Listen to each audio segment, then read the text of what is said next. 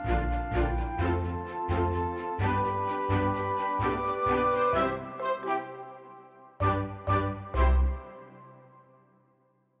you ever wanted to go for a hike in the Colorado high country? The high mountains have some of our state's most beautiful vistas, but thanks to their extreme weather, remoteness, and high exposure, they can also be incredibly dangerous. Consider this. The Rocky Mountain Rescue Group rescued 134 hikers in 2015. Don't be a future rescue. Stick with me, and we'll get you prepped for that high-altitude hike you've been waiting for. First things first, you gotta pack a pack. Your backpack is like a life vest for the mountains. Keep it with you and it just might save your life. Pack the night before your hike so you don't forget anything. First, you need the hiker's holy trinity: water, food, and sunscreen. Bring more water and food than you'll need. Staying hydrated and fed will keep you warm and decrease the chance you'll develop problems like high altitude sickness. If your hike is going to be a half day or longer, or if you're just a stickler for safety like me, you need to bring a little bit more.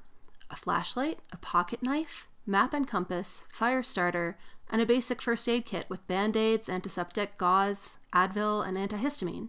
Weather can change fast at high altitude, so you're going to have to toss in a warm layer, like a vest or a fleece, and a waterproof layer, either a raincoat or a poncho, because umbrellas don't work when the rain is blowing sideways. You might also consider a warm hat and some gloves. Remember, most high altitude hikes do not have phone reception. You're on your own, so prepare for it. Okay, got your bag packed? On to rule number 2, dress right. Clothing isn't just a fashion statement.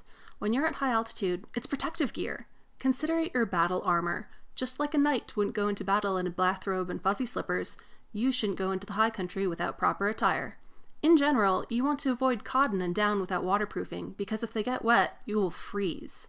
Instead, go with synthetics, polyester, fleece, and wool. You'll be hiking over long distances and across rocky ground, so you'll need shoes that protect your feet and ankles. No heels or flippy floppies. At the very least, you want a solid pair of sneakers all laced up. Running shoes are okay, hiking boots are even better because their stiff soles and sturdy ankles will give you more support. Cut feet and twisted ankles are not your friend, so be nice to your feet.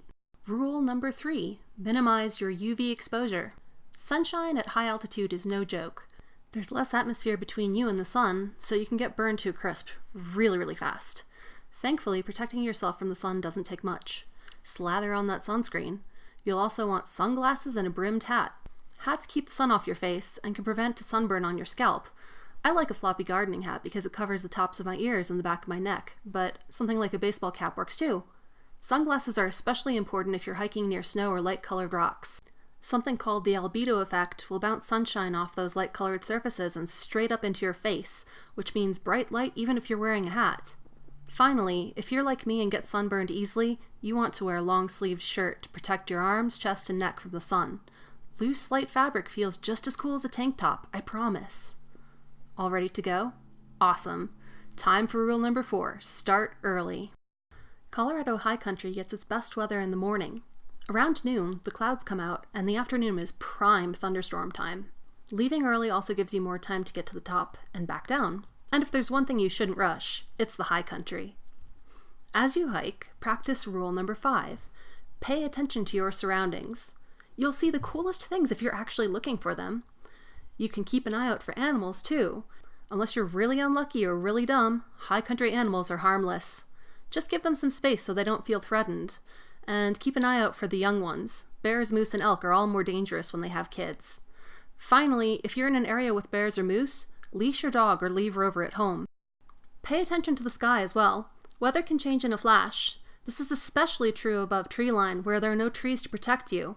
If it looks like lightning or you hear thunder, get below tree line and stay there. You also want to pay attention to yourself and your group.